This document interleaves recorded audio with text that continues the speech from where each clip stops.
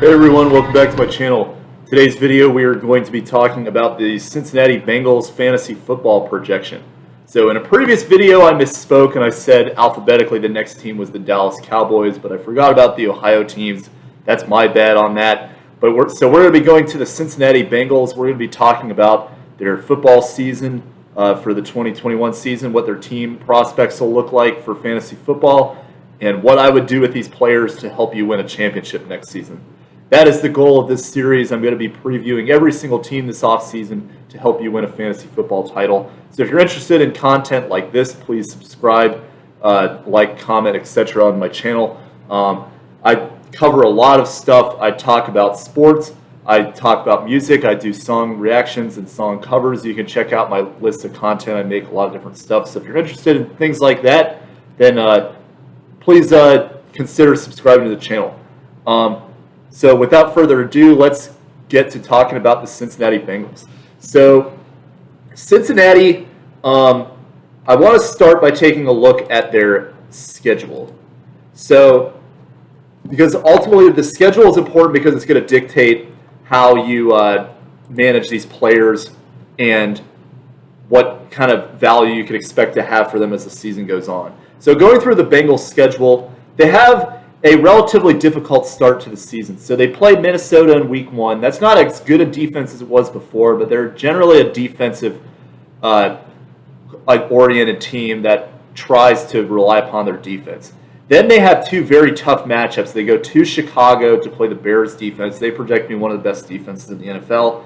And then they play the Pittsburgh Steelers in Pittsburgh in week 3, which is another team that projects to be an excellent defense, and that's the way they've been for a long time.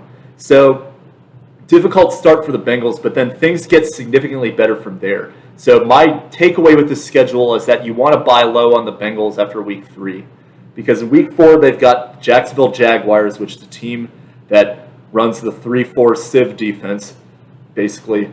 The Green Bay Packers, which is a team that has an improved defense, but we don't know what they're going to look like if Aaron Rodgers leaves.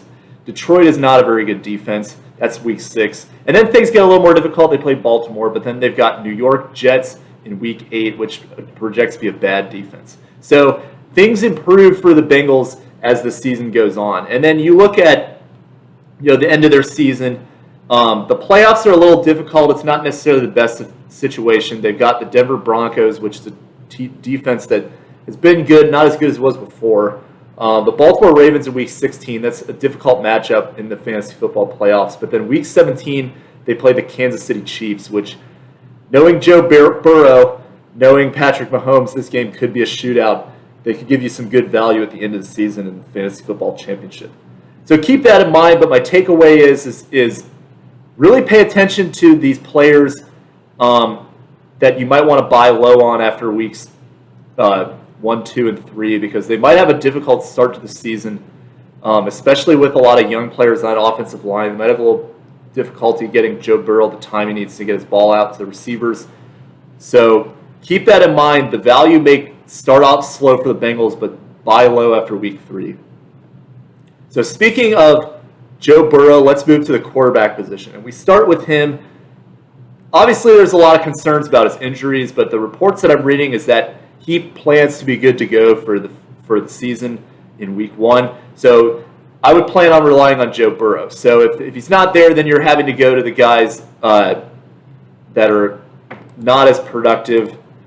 You got Brandon Allen as the backup, and if you're in that situation, then you might want to just wave goodbye to all the Bengals players at that point, because they're not going to really be very beneficial to you if you have to rely on Brandon Allen. But we're hoping Joe Burrow is good to go.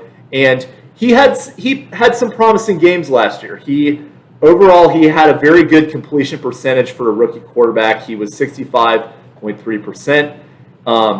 He had 13 touchdowns, 5 interceptions. He threw for over 2,600 yards, which is very good considering that he only played in 10 games until he got injured. And especially he had some good games down the stretch that really makes me positive about his outlook, particularly against the Cleveland Browns. He threw for 406 yards, 3 touchdowns. He didn't have an interception in that game. But what stands out to me is 74.5 completion percentage. And honestly, the Bengals, the only reason they lost that game is because Baker Mayfield went off in that same game, if you remember. But then the following week, he also had a very good game against Tennessee in which they upset them. And he had 2 touchdowns, 70.3% completion percentage. Didn't have as many yards, he had 243. But the point with him is that, to me, is that he displays accuracy, which is very promising for a rookie. Because I think that's one of the things that rookies tend to struggle with the most. But Joe Burrow, he only had 5 interceptions in 10 games. Not great necessarily, but not also not too shabby for somebody who's a rookie quarterback. So I expect this to improve for Joe Burrow. And the good thing is that he's going to have some more options now. He's got some good receivers, but the question with him is always going to be, can they protect him? Do they have enough offensive line help to make sure that he doesn't get injured again? And I personally, I'll talk about this in a little bit. I mean, JaMarr Chase, I understand the connection with the fact they went to LSU together, trying to make an explosive offense to model some of the really good offenses in the NFL now. But you got to have a line, and I think that when they have Penei Sewell available, I think they really should have gone with him. But we can't go back and change that. They did try to dress some linemen later on, but ultimately that's going to be the key to this team. Can they protect Joe Burrow? Because if they can, I think they could surprise a lot of people with a lot of offensive weapons. Joe Burrow could have good sneaky value for you, especially if he's a guy that's going to go later in drafts. And the other thing that I think to keep in mind too is that this team, I think, is they're going to be improved, but they're still going to generally be behind in games. They're going to probably not be a very good team in the NFL. So I think Joe Burrow is an excellent candidate for garbage time production. I think of this almost similar to the way Blake Bortles was in his early years with the Jaguars. And I'm not saying that Joe Burrow his comp is Blake Bortles, because that's not fair to Joe Burrow to be compared to him. But what I'm saying is that basically those first few years in Jacksonville, Blake Bortles was able to rack up a ton of points because they were down in games. They had to pass the ball to get back into it. I see a similar situation happening with the Bengals potentially, where Joe Burrow can be getting a lot of garbage minutes, throw up some yards to get them back in the game, and really kind of pad his stats that way. So he's a good sneaker candidate. I don't think he's going to go necessarily very high in the draft, and I think he's somebody that could be a good quarterback to take, depending on where he's going on draft boards. So we now move to the running back position, and the Bengals running back is Joe Mixon. So Joe Mixon, again, he struggled with injuries as well, and he only played in 6 games last year. Joe Mixon has had an interesting career. He's shown a lot of promise, but he hasn't really put it all together yet. He's kind of been shown flashes of being very good, but he's also had some games where he's really seemingly struggled to get off the line of scrimmage. Had some very bad games in the beginning of 2019, but then kind of found his groove as the season went along. So it's going to be interesting to me to see how he progresses. But I think what's beneficial for Joe Mixon is that I think the fact that he's injured last year and the fact that he kind of was up and down in 2019, he's probably going to fall a little bit in draft boards. He could be some good value, because you look at the rest of this team's running back core. Giovanni Bernard went to the Buccaneers. Samaje Perine is listed as their backup, but he's been a guy who's struggled to maintain a roster spot in the league. They've got another running back that they're bringing in named Chris Evans, who could potentially be a third down back. He projects to have good hands and be an effective third down option. But if they're not going to necessarily use a designated third down back like they did with Giovanni Bernard, there's going to be more volume to Joe Mixon. And I think that Joe Mixon is a good candidate to be a surprise bounce back player in fantasy football, because he's going to have a lot more volume now that Giovanni Bernard is not there. So as long as he can stay healthy, and if he's a guy that's slipping in draft boards, I like him as a potential snag in the 5th, 6th round potential, something like that. I don't know if he's going to fall that far, but even as a 4th round pick, I feel like he would be pretty good value.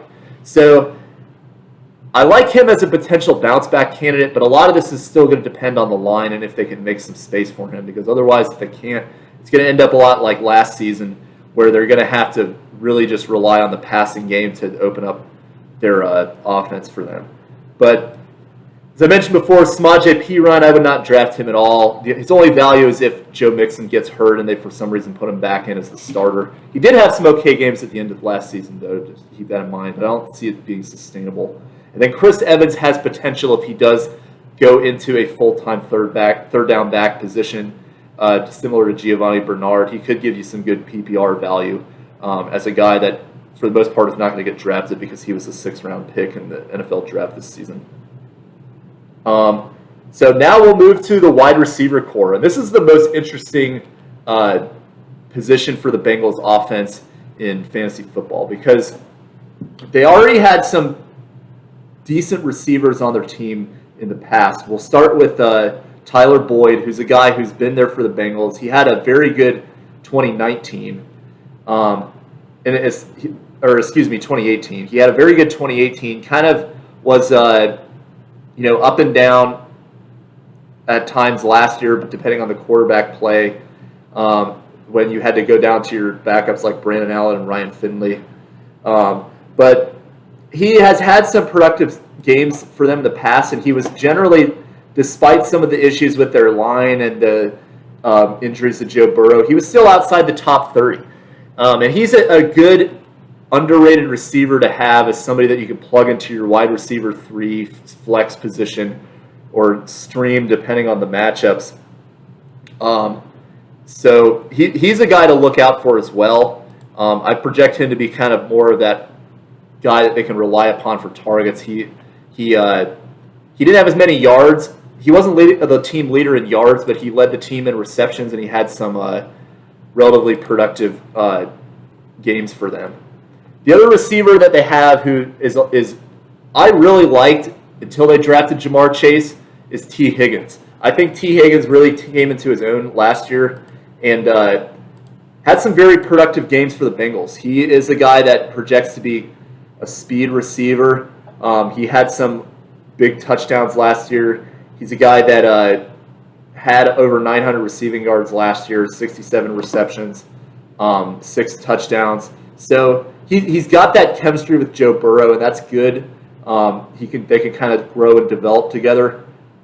So he's a guy that I think is going to get forgotten about because of the addition of JaMarr Chase. But T. Higgins had a very good season, and he is somebody to keep an eye on. He was going to be one of my main sleeper candidates if they did not draft Chase, but he's still a guy that I like because I think he's going to be underrated and people are going to kind of forget about him. He was also outside the top 30 last year, just barely, so another guy to keep an eye on as a wide receiver 3 flex option with some upside to potentially be a wide receiver 2. JaMarr Chase, so he comes in as the Bengals draft pick this year. He went to LSU with Joe Burrow. They had that season together where Joe Burrow went off and was very productive. So they're banking on the fact that they can recreate that chemistry that they had back in college. Chase, I think, will be a good receiver. And I'm curious to see where he goes because he was projected to be one of the most polished receivers going into this draft, even ahead of the guys from Alabama. But going to the Bengals, I think it's not as much as a void-filling situation as I would personally like because of the fact that Boyd and Higgins are there and the fact that the line is a little iffy. So I could see any range of Chase having a very good season and being one of the breakout rookies to being a guy who kind of disappoints depending on the Bengals system. I think what a lot of times people forget about wide receivers is that it's sometimes difficult for them to make an impact right away. We see a lot of wide receivers that may not necessarily have a great rookie season, but then when they get to that second, third year, that's when they really take off. So I kind of have that concern a little bit about JaMarr Chase. But this is going to be a wide receiver core situation where if you had to pick any of these 3 guys, I right now lean towards taking T. Higgins because of the fact that I've already seen what him and Joe Burrow can do. And he's kind of got that upside of a guy who's already been in the system and going to continue to learn the Bengals offense.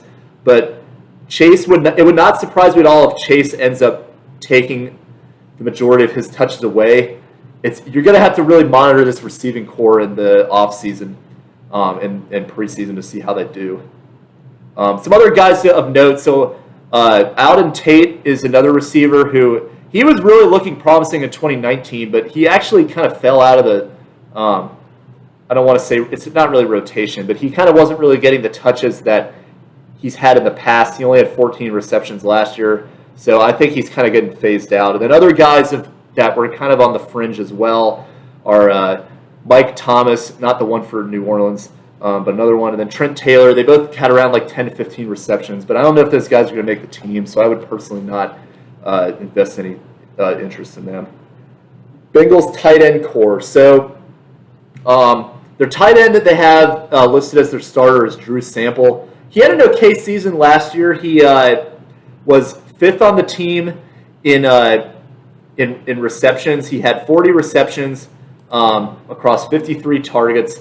He had one touchdown, 349 yards, and played all 16 games. So he is a guy that they'll throw to now and then, but I think among the tight ends, I mean, he kind of, again, projects as a guy that's really only a stream option. I think that especially with Chase being there, I don't really think that opens up his opportunities at all. So Drew Sample, I would just generally maybe treat him as a stream by the matchup, but he's not worth drafting because of that schedule that I told you about that they begin with this season. CJ Uzomah is their backup tight end, but this guy, I believe he only had 6 receptions last year. Let me double check that. He had 8 receptions. So he's averaging 1 reception every 2 games. So do not do that. I don't think anybody's going to be considering in any way, but he's not a tight end worth considering in fantasy football. I'm going to talk briefly about the Bengals defense, and it's going to take about 20 seconds because I'm just going to tell you, do not waste any time or consideration about the Bengals defense. They're not good. They will never be good, at least not in the foreseeable future, so you do not need to worry about picking them up. They were last in the league in sacks. They basically only relied upon games where they had interceptions and touchdowns. So they were one of the more fluctuating defenses in terms of their actual production. So just stay away from them. Do not consider drafting the Bengals defense at all. And then we conclude with their kicker. So the Bengals drafted a kicker this year in the 5th round. Generally, if you're drafting a kicker, then you're committing to that guy because a lot of kickers you can just kind of pick up off the streets and then plug them in. But their kicker they got, his name is MacPherson. Let me double check his first name. Evan MacPherson. He's a kicker from Florida. I don't really know too much about him, to be honest, but I think that he's going to have that opportunity. Randy Bullock is going off to Detroit now. He's not on the Bengals anymore. But again, this is not a guy I would draft because a lot of times rookie kickers, it's hit or miss if they're going to stick in the league. We've seen a lot of rookie kickers that have been drafted get cut very early on. But he's a guy that, depending on if the Bengals, they're a team that if they're struggling to run the ball at the goal line, which it is sometimes Joe Mixon has struggled to get a lot of explosive plays.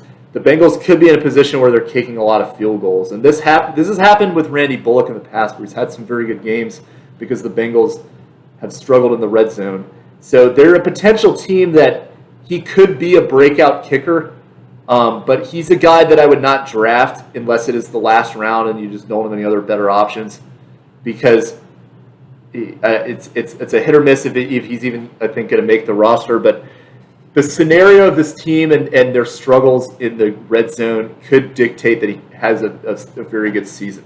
So just keep that in mind. And again, do not draft kickers anywhere other than the last round of the draft. But that's all I've got in this video. I hope you enjoyed this video talking about the Bengals. Next, we're going across the state to Cleveland, Ohio. We're going to talk about the Cleveland Browns and their fantasy football projections. So stay tuned and hope you enjoyed the video. See you guys next time. Bye.